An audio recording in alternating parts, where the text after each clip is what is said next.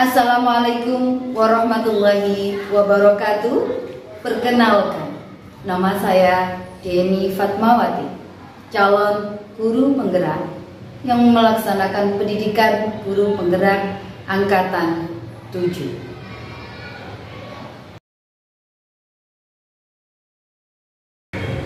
Pendidikan dan pengajaran menurut Ki Hajar Dewantara adalah dua hal yang berbeda, namun saling berkaitan.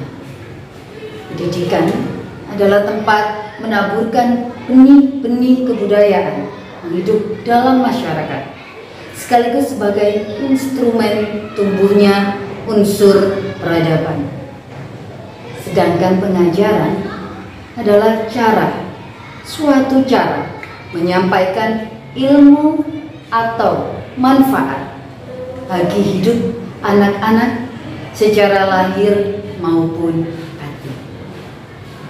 Pendidikan menurut Ki Hajar Dewantara adalah tuntunan, yaitu tuntunan dalam hidup tumbuhnya murid. Maka mendidik adalah menuntun segala kodrat yang ada pada murid, agar mereka dapat mencapai keselamatan dan kebahagiaan yang setinggi-tingginya. Murid diciptakan sebagai makhluk yang memiliki kodrat untuk mereka hidup dan tumbuh. Pendidik tidak dapat menentukan dan tidak dapat berkehendak akan hidup tumbuhnya murid. Yang bisa pendidik lakukan adalah menuntun tumbuh atau hidupnya kekuatan itu dengan mengerahkan segala daya upaya untuk memajukan perkembangan budi pekerti, perkembangan pikiran dan jasmani murid agar dapat memperbaiki perilakunya.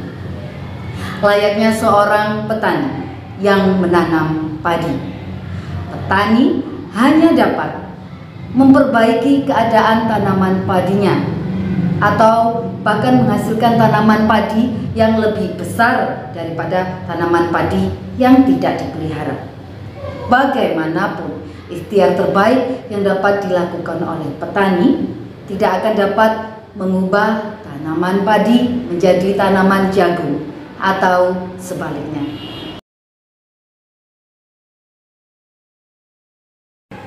Setiap hal kecil yang kita lakukan di dalam kelas akan berkontribusi pada kecakapan hidup anak saat dewasa.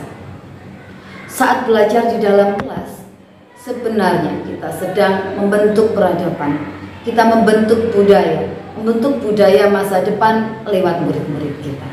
Maka kita para guru sebagai pembentuk budaya masa depan mesti juga menjadi pembelajar, menjadi murid, belajar untuk mengenali karakteristik dan kebutuhan murid yang tentu saja diawali dengan mengenali kekuatan dan kelemahan diri, hingga bagaimana kita merefleksikan kekuatan dan kelemahan yang kita punyai, lalu bagaimana kita dapat mengelola apa yang kita miliki.